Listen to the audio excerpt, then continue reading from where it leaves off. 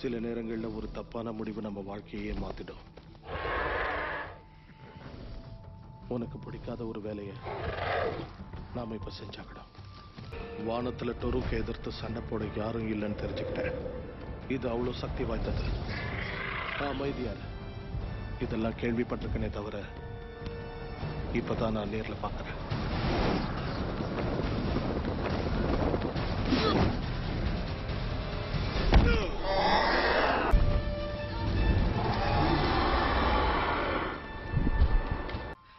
நான் உன்னை நம்புறேன்.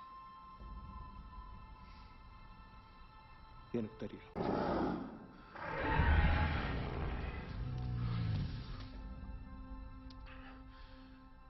Turut Makta.